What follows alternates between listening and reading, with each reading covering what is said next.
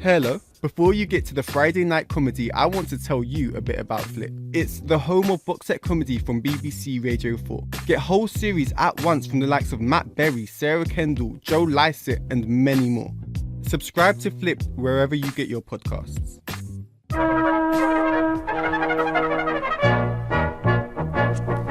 We present the News Quiz with your host, Simon Evans.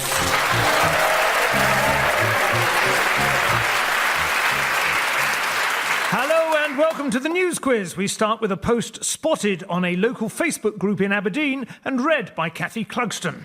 I would like to thank the lovely couple who were driving through Newmacher tonight and spotted our pet rabbit Sparkles on the main road.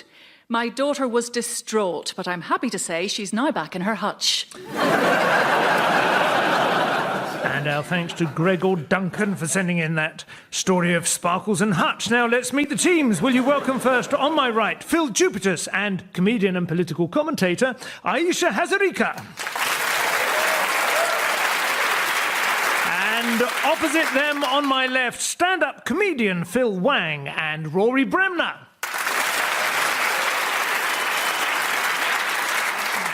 Phil, who's no longer Putin up with it? Yeah, this is about Novichok, which is not an exciting new coffee bar in Shoreditch. But I believe that by the end of this show it may very well be. They've identified the two blokes that did the poisoning in Salisbury. The perpetrators. They've found their two agents, and they have, I mean, a startling array of evidence and the most explicit timeline of where they were. And it seems photographs of them about every 5 yards. So if you cut up your papers from the other day with the photos of them, you can make a very accurate flick book of them walking through the streets of Salisbury. And the names of these guys were my favourite bit of this whole thing. Their names were Russian Borisov and Alexander Petrov, which they could not be more apparent. Seriously, does that mean that now we have to give our spies very obvious spy names? The MI5 now, there's going to be Henrietta Smythe Mysterious.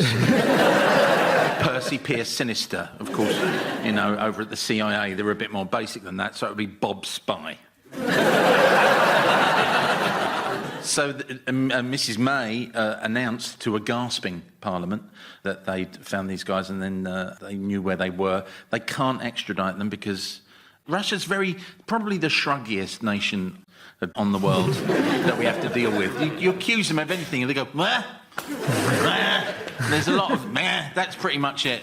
Like Theresa May said quite seriously, these guys who are, you know, responsible for a death and the attempted murder of 3 others, she pointed out that these guys had been found. And the Russians said, we don't know who they are. Never heard of them. Don't know who they are. And now we post photo of you dancing funny in Africa. This how clever you are for spies. Look how you dance.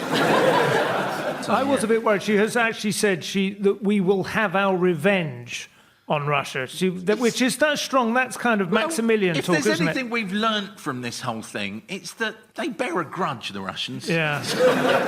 I'm all for sabre-rattling in the right circumstances, but not necessarily with countries who are invariably represented in cartoon form as an implacable and ravenous carnivore. Is there not some country that's more like a beaver-based country or something?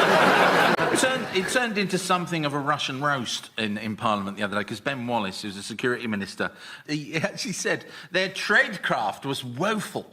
I've been reading a bit of John le Carre lately, have we been? There is a certain amount of style to it. I don't know if you've seen this, Aisha. The Novichok, in this case, was put in a counterfeit Nina Ricci Premier Jour perfume bottle, which that follows, of course, the ricin umbrella, which was used, a polonium teapot. This sort of suggests that Russian spies have found a novel way of re-gifting terrible Christmas presents. Taking revenge on double agents. It's like a really bad episode of the Antiques Roadshow. They had all this footage of these hitmen kind of travelling around. And I think the most shocking thing, and the thing that should have given it away, was that the hitmen relied on a Sunday rail service in Waterloo. No sane British person would ever do that, right? There is, I mean, they stayed in a 2-star hotel. Did you see this? I can't imagine, I don't know what gave them away, whether it was evidence or whether it was the TripAdvisor review which they left afterwards. Bed's not very firm, bathroom wholly inadequate for the handling of fatally toxic substances. Would have liked to see more bacon with the breakfast, but it reflects badly on Salisbury, doesn't it, that they didn't stay overnight. They went there... Phil, have you registered any curious aspects of this story? Well, the Nina Ricci little bottle is nice. It's nice to see that even Russian spies have to abide by the 100 milliliter limit when they fly with liquids. I'm just amazed they were able not to contaminate the entire plane. Can you imagine? Because like a drop of that stuff will kill you. I guess that was the idea. The poison, right? The poison. Yeah. Just be clear now, in case the Nina Ricci people are listening. It's going to make people think twice, because you visit hotel rooms, especially 2-star ones, you do try and offset the cost by taking the toiletries home with you, don't you? Did you say it was called Premier Jour? Premier Jour by Should be Nina Dernier Ricci. Jour, shouldn't it? Really? They're going to be consistent. I mean, but the whole thing, it is like a farce, isn't it? They'll turn it into a musical one day. It'll be, if it's your thing to authorise the poisoning of former spies to get your kicks, that's Putin on the Brits. But I think Theresa May, her capacity for revenge on the international stage has been weakened now. She can't send Boris on a visit. Because I think that was the worst punishment of all, was... No, Mr. Putin. Oh, he is a pariah. with a considerable Novichok chip on his shoulder. Because the Foreign Secretary is now Jeremy Hunt, who is blaming the attack on junior doctors.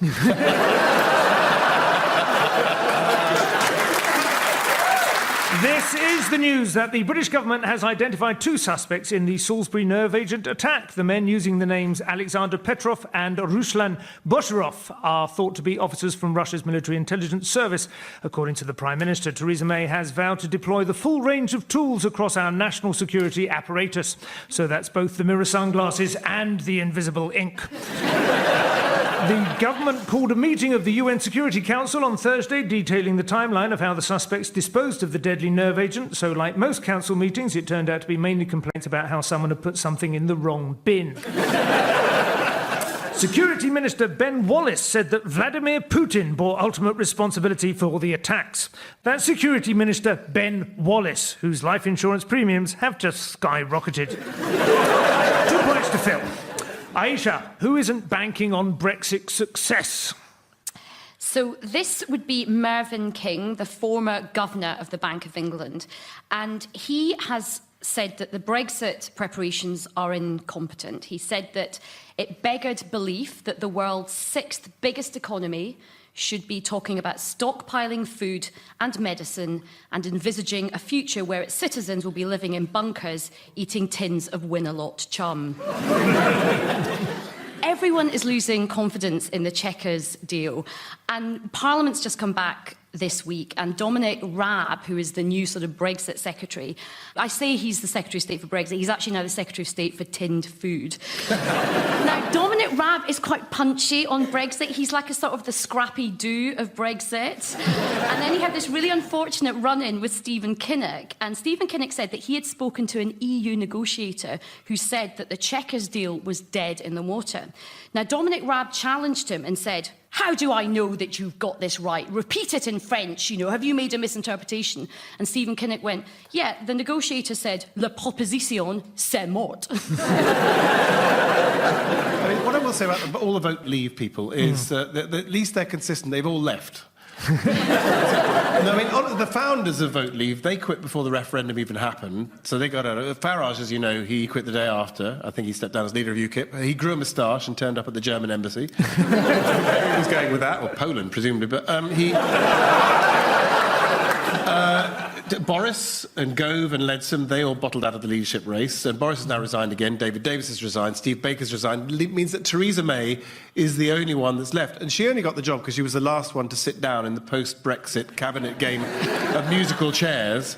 And even then she sat down in Damien Green's lap and got a hell of a shock. But you kind of feel sorry for her because she keeps going to Switzerland, Dignitas keeps sending her back.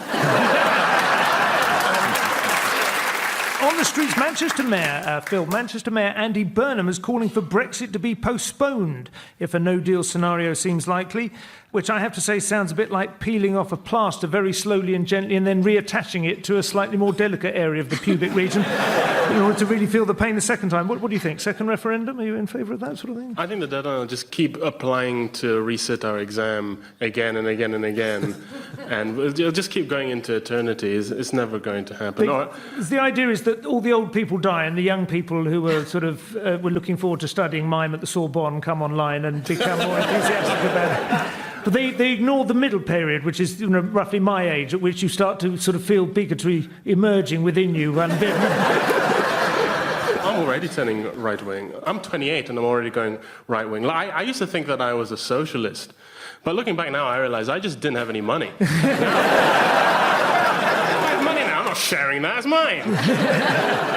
This is the news that former Bank of England Governor and Brexiteer Mervyn King has attacked the government's approach to Brexit as incompetent.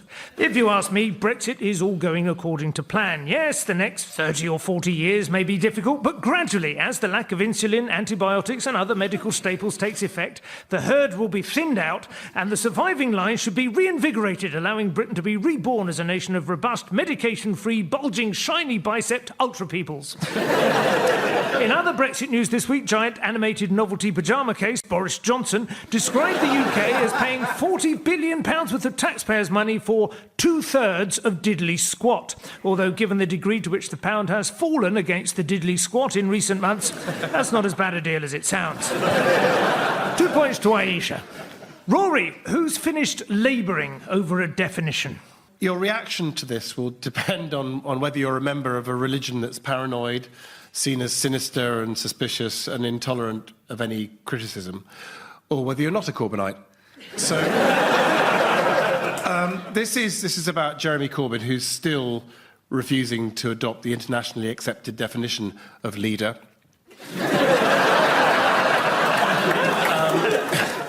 It's gone on and on, hasn't it, this anti-Semitism row, which is really annoying for Jeremy Corbyn. What was interesting, Ken Livingstone came out and supported him. Oh, no, I wouldn't say that Jeremy Corbyn's anti-Semitic any more than I am. But and Pete Wilsman, this is the guy, the activist, the one who came out, and he was recorded ranting there was no anti-Semitism in the party, and this is all put up by Jewish Trump fanatics.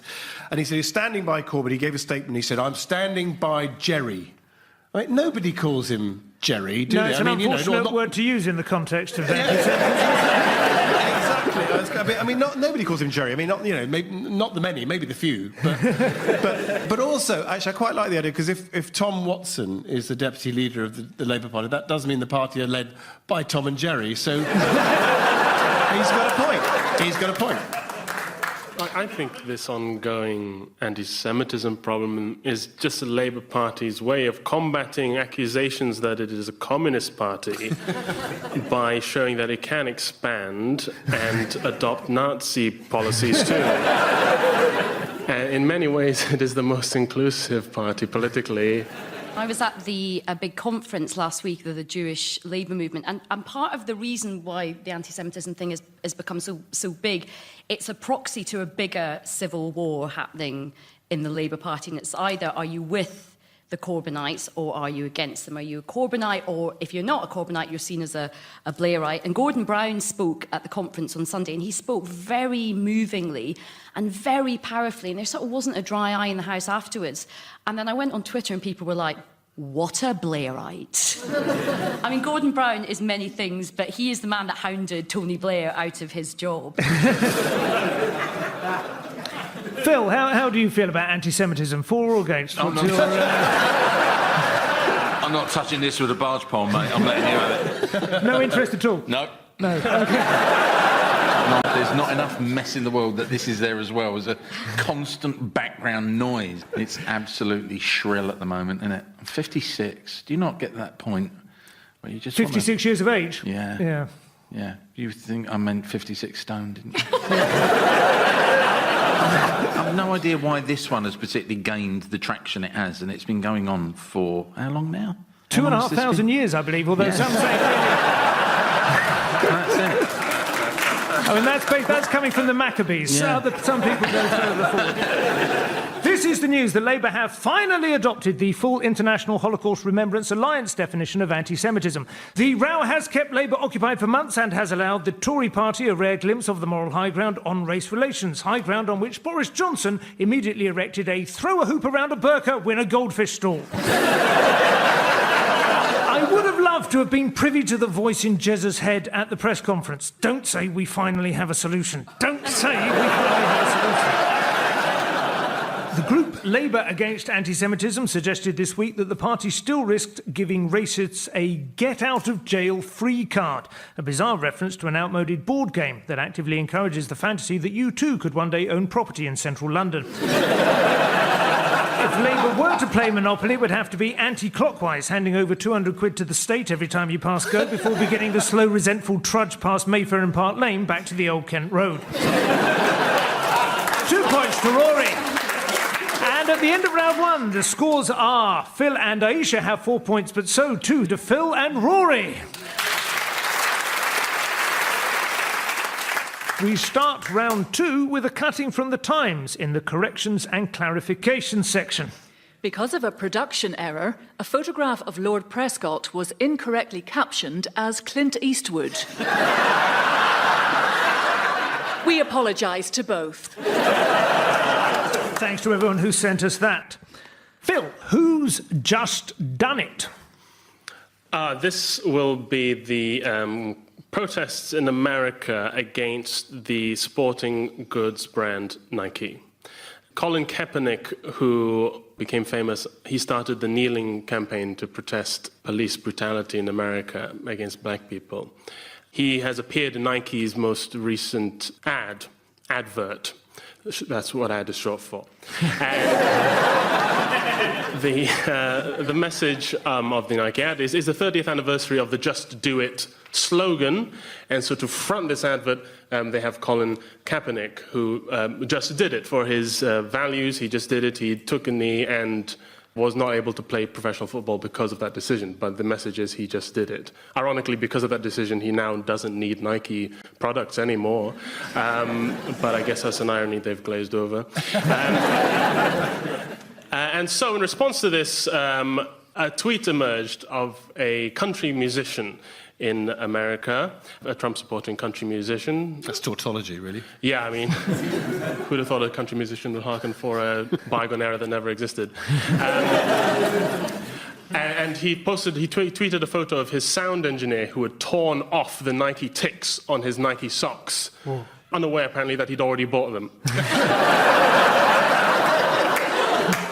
And was now just ruining his own property. But just do it, I guess. And so this ignited a trend among conservative Trump supporters to do the same, sometimes literally, and they set their Nike shoes on fire and things like that. And in response, people on the left have been making fun of them, and so the wheel of life turns. It has been a hugely successful slogan for Nike over the last 30 years, reversing their failing fortunes after their previous slogans, just buy them, look, some shoes, none of which were very successful. There was video of one protester who was setting fire to his Nike shoes while still wearing them.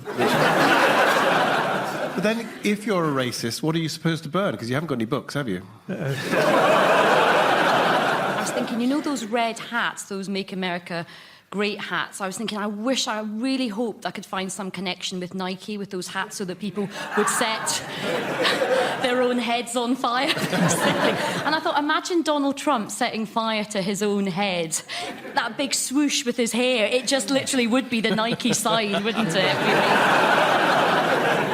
Really? Phil, what do you think? Are you... No, it's the state of the people burning their shoes, the size of them. I mean, come on, trainers, really? Also in the States this week, did anyone see the anonymous op-ed in the New York Times? I read the article. I think it's very bad. Very, very, very bad. He said, it's like, we're going to find this guy, whoever he or she is. What I love is everything. He keeps talking about witch hunts, doesn't he? He's like, they're going on a witch hunt. They're going to find a big one. I'm not scared. This is the story of protests in America following Nike's signing of controversial quarterback Colin Kaepernick, who was the first American footballer to kneel during the national anthem in protest at racial injustice in America. One enraged patriot claimed that Nike was forcing him to choose between his favourite shoes and his country, a dilemma I have every single time I slip on my yellow wooden gardening clogs. I found that by writing Brexit means Brexit over a gift from Belgium, I can still enjoy stamping on the writhing slugs with a clear conscience. At my age, you should only wear trainers for 2 reasons: humiliating your teenage daughter at the school gates and pretending to go for a jog when you've had enough of your family. One Christmas, it was 4 days before they discovered what pub I was in. Also this week, an op-ed was published in the New York Times which criticised Donald Trump's amorality, claiming to be from an anonymous source. Trump is surrounded by people who try to prevent him doing or saying anything too controversial, a bit like the way everyone surrounds Grandma when your neighbour Cassim pops round. 2 points to Phil. Phil, have a listen to this. Doctor, doctor, give me the news. I got a bad case of loving you. No pill's gonna cure my ill. I got a bad case of loving you. Phil, who has been prescribed a dose of plain English? I was like coming on the news quiz and then you play the hot tunes. It's the doctors have been given a leaflet, which I'm sure they're glad of, telling them that they should write more clearly, why this wasn't done hundreds of years ago, I don't know. Don't know if anyone's ever seen a prescription lately, but I'm surprised that I wasn't killed in the early 1960s. When doctors, hospitals, consultants write to the GPs, they've been asked to copy in the patients as well, so the patients feel a bit more involved in the healing process, and so doctors have been asked to write clearly and so not use Latin. Do you think that's good, though? Do you think that it makes sense for doctors to write in plain English, or do you think that it would make more sense for Latin to be reintroduced into the national curriculum, for instance? There was a slight element of, why don't we educate people better so they understand what doctors are saying? And it's not particularly obscure medical jargon, but they do want them to write a little bit. You were lovely. Thank you for coming to see me. The lumps on your knees are a bad thing. Not the big lumps, they're your knees.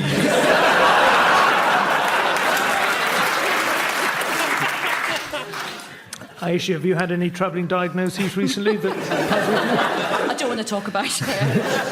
Well, I just think the NHS is so overstretched. I'm surprised they can actually afford pens and ink. I thought due to austerity they'd be using quills and sort of bodily fluids to dip into to write things.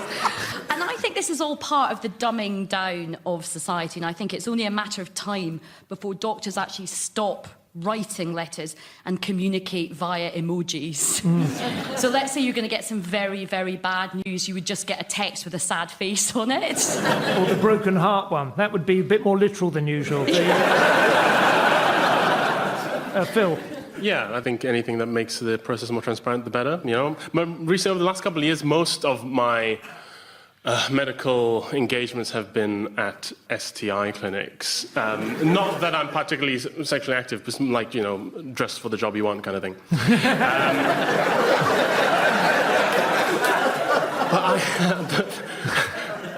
What I always found the most uncomfortable about the doctors, and especially if you come from a GP to a consultant or something and they have to pass a note from one to the other, no one likes being spoken about in the third person.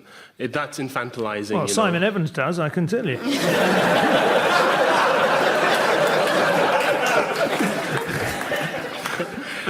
My mother is a doctor. And this problem, the doctor's writing bleeds into the house as well. I mean, my birthday cards were an absolute. Phil is 8 years old today. I recommend he enjoys his cake. I prescribe rollerblades. Rory. So I suppose the idea that instead of atrial fibrillation, they'll write irregular pulse. Instead of pancreatic carcinoma, it'll be jippy tummy. For chronic irritation, they'll just put the patient. And there's the abbreviations as well. Another one, which is they've been told to avoid OD, which apparently means once daily. Did you know that? Because if I was given some pills and told OD... stuff one a day, I'd have the lot immediately. That would be quite a temptation, wouldn't it? This is the news that hospital doctors are being told to write letters directly to patients in plain English in a move the profession's leaders hope will sweep away the use of baffling medical language like, "Sorry, Simon, black cherry pipe tobacco isn't one of your 5 a day. Now please put some trousers on." Doctor code is quite old-fashioned, with a lot of Latin in it. It includes sayings such as bis, ter, and quid in die, which means 2, 3, or 4 times a day, which is fine if your diagnosis is a Roman illness like plague, typhoid, or an acute case of Vesuvius to the face. 2 points to Phil. Before we reveal the final scores, has anybody got a cutting they'd like to share?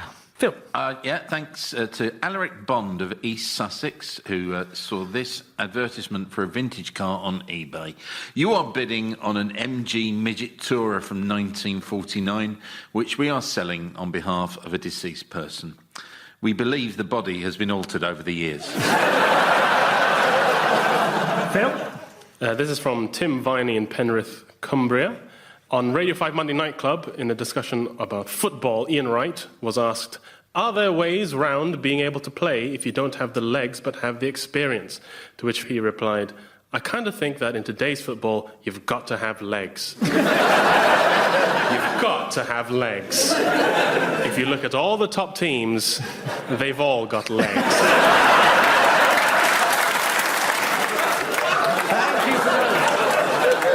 Let's take a look at the final score. Phil and Aisha, you have 10 points, but this week's winners are Phil and Rory with 11. And before we leave you, here is something spotted in an article on the BBC News website and has been sent in by lots of people. Simon Cowell has given up his phone for 10 months. If you have also given up your phone, please call us on this number to share your experience. And with that, goodbye. Taking part in the news quiz were Phil Tukertis, Aisha Hazarika, Phil Wang and Rory Bremner. In the chair was Simon Evans and the news was read by me, Cathy Clugston. The chair's script was written by Madeleine Brettingham, Dan Evans and Jenny LaVille, with additional material by Will Duggan, Laura Major and Mike Shepherd. The producer was Richard Morris. It was a BBC Studios production. Hello, I'm Evan Davis and I'm here to briefly tell you about my new podcast, Sweet Reason. These are polarised times. Debates on social media are pretty shouty sometimes and can pull to the extremes. So in 6 programmes, we're trying a bit of an experiment. We'll be trying to have reasonable discussions on the most emotive of issues. Topics like patriarchy, or whether people are too ready to take offence these days, identity politics, that kind of thing. I'll be with guests in the studio and out and about as well. And my mission is to foster agreement, or at least to better understand disagreement. So do subscribe wherever you get your podcasts.